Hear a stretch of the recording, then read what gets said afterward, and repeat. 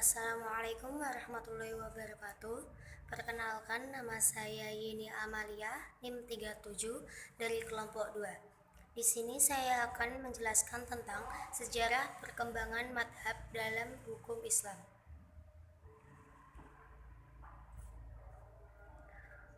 Pengertian madhab.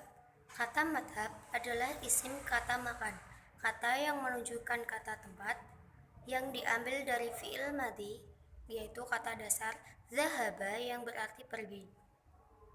Pengertian madhab adalah istilah fikih atau ilmu fikih. Ada dua pengertian, yaitu jalan pikiran yang digunakan seseorang mujtahid dalam penetapan hukum suatu kejadian.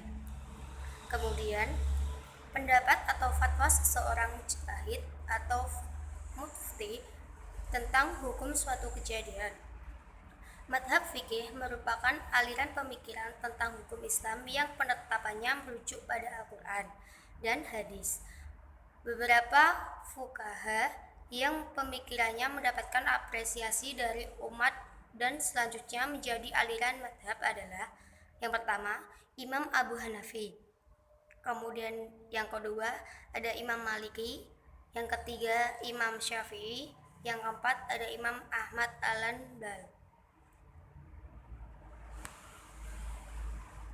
Kemudian latar belakang timbulnya madhab.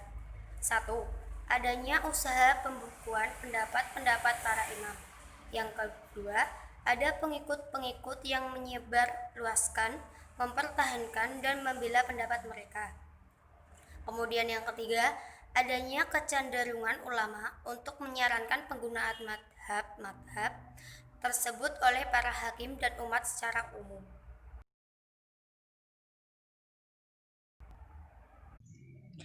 Assalamualaikum warahmatullahi wabarakatuh. Perkenalkan, nama saya Nila Nafizah, NIM 36. Di sini saya akan melanjutkan presentasi dari teman saya. Nama-nama yang menjadi aliran mazhab. A. Imam Abu Hanafi. Nama aslinya adalah Abu Hanafi An-Nu'am bin Sabit bin Zauta At-Taimi Al-Kufi. Lahir di Kufah tahun 669 Masehi, wafat tahun 767 Masehi. Corak pemikirannya lebih ke rasional. Daerah penyebarannya meliputi Afghanistan, Cina, India, dan lain-lain. Dasar pemikiran hukum meliputi 1. Al-Quran, 2. Hadis, 3. Pendapat sahabat, 4. Qiyas, 5. Istihsan, 6. Jima', 7. Uruf. Assalamualaikum warahmatullahi wabarakatuh.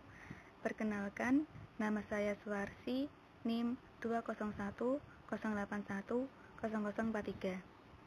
Saya dari kelas Tadris Biologi B, mata kuliah Metodologi Studi Fikih dari kelompok 2. Saya akan melanjutkan presentasi dari teman saya, yaitu B. Imam Maliki. Nama aslinya adalah Malik bin Anas bin Malik bin Abi Amir al-Asbalhi. Lahir di Makkah pada tahun 712 Masehi dan wafat pada tahun 798 Masehi. Corak pemikirannya dipengaruhi oleh sunnah yang cenderung tekstual. Daerah penyebarannya yaitu di Kuwait, Spanyol, Mekah, dan lain-lain. Dasar pemikiran hukum Imam Maliki meliputi 1. Al-Quran, 2. Hadis, 3. Pendapat sahabat, 4. Qiyas, 5. Amal Ahlul Al-Madinah, 6. Masalatul Mursalah. C. Imam Syafi'i. Nama aslinya adalah Abu Abdullah Muhammad bin Idris bin As'abin Utsman bin Syafi'i Asy-Syafi'i Al-Muthalib. Lahir di Gaza, Palestina pada tahun 767 Masehi dan wafat pada tahun 820 Masehi. Corak pemikirannya adalah tradisional dan rasional. Dasar pemikirannya: 1. Al-Quran, 2. Hadis, 3. Ijma', 4. Qiyas. Saya akan melanjutkan presentasi dari teman saya, yaitu poin D, Imam Ahmad bin Hambal. Nama aslinya adalah Ahmad bin Hambal As-Syaibani Al-Marwazi. Lahir di Baghdad pada tahun 780 Masehi dan wafat pada tahun 855 Masehi. Corak pemikirannya tradisional atau fundamental. Daerah penyebaran yaitu di Arab Saudi. Dasar pemikiran hukum Imam Ahmad bin Hambal meliputi 1. Al-Quran, 2. Hadis, 3. Fatwa sahabat, 4. Hadis mursal, 5. Dhaif, dan keenam adalah qiyas. Objek dan ruang lingkup. Objek bahasan perbandingan mazhab adalah membandingkan, baik permasalahannya maupun dalil-dalilnya. Ruang lingkup bahasanya seluruh masalah fikih yang di dalamnya terdapat perbedaan pendapat dan bukan perbedaan dalam masalah akidah yang dijadikan umat terbagi menjadi beberapa firqah atau kelompok.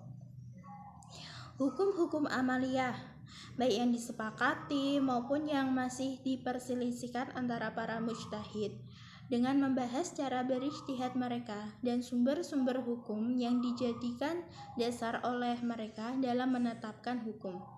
Dalil-dalil yang dijadikan dasar oleh para mujtahid, baik dari Al-Quran maupun Sunnah, atau dalil-dalil lain yang diakui oleh syara'. Hukuman-hukuman yang berlaku di negara tempat muqarrin hidup, baik hukum nasional atau positif maupun hukum internasional. Perkenalkan, nama saya Suwarsi, NIM 20108108043. Di sini saya akan melanjutkan presentasi dari Saudara Yeni. Tujuan dan manfaat perbandingan mazhab.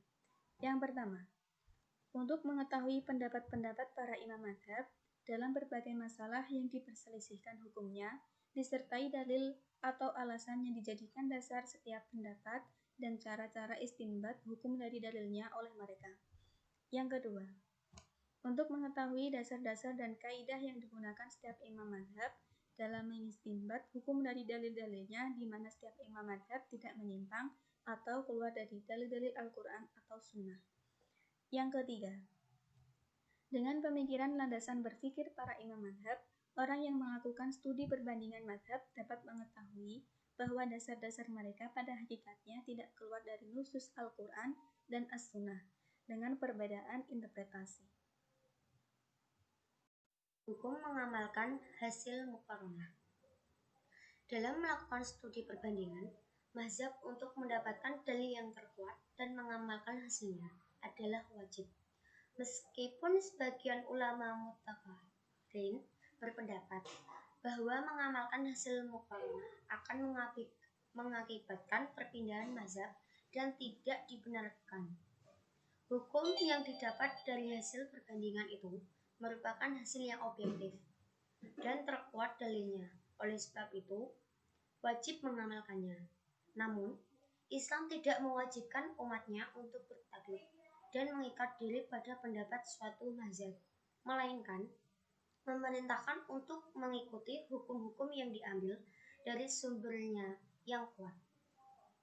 Orang yang tidak mengamalkan hukum hasil muqaranah bagikan orang yang enggan memakan buah yang bergizi, padahal ia tidak tahu bahwa ia sangat membutuhkannya.